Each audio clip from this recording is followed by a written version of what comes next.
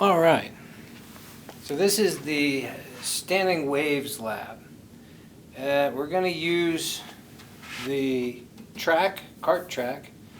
We're going to use this string vibrator over here. We're going to use some clamps to mount that to the track.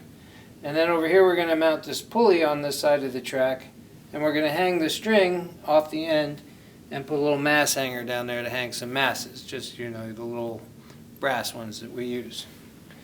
Alright, so what I've done is I've made it so that that end of that tongue over there is about 1 meter away from the top of this pulley. And so then we have 1 meter of string, which is important to know the length of the string. And so this thing is going to vibrate at 60 hertz.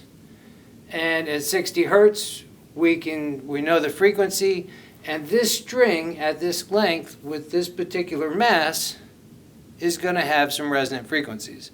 And we talked about resonant frequencies in class and what that really means.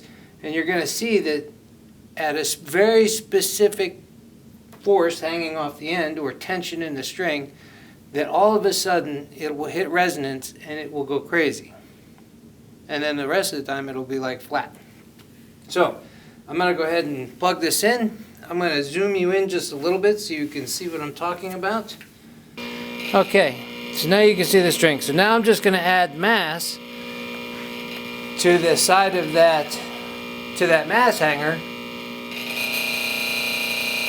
And I'm going to start by trying to get 2 nodes, or one complete, or half a wavelength, right? Just one mound up, one mound down.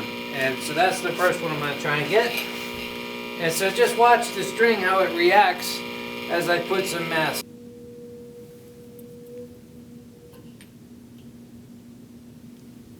Gotta make sure my weights stay on here properly. Oh. So you saw it was like very nothing, and then all of a sudden I'm getting close to a weight.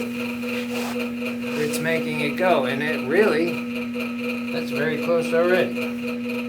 Might add just a little bit. Look at that.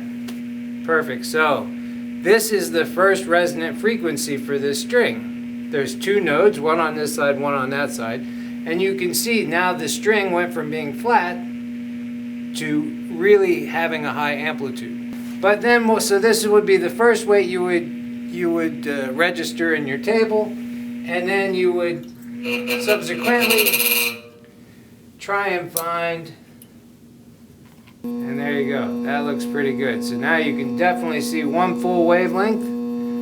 It's traveling down, hitting this, and reflecting back, which makes this kind of look to it. And so that would be your second one, and then you would do your third one. Anyway, so you see the idea here is to get the done. So now you would have 1.5 wavelengths out, 1.5 wavelengths back, and you would have 3 nodes. I'll let you guys figure the rest of that out. But this is pretty standard. This is all you need to figure out, is what the hanging mass would be. And once you know the hanging mass, you can calculate everything else for the lab. So with that being said, I'll see you in the lab.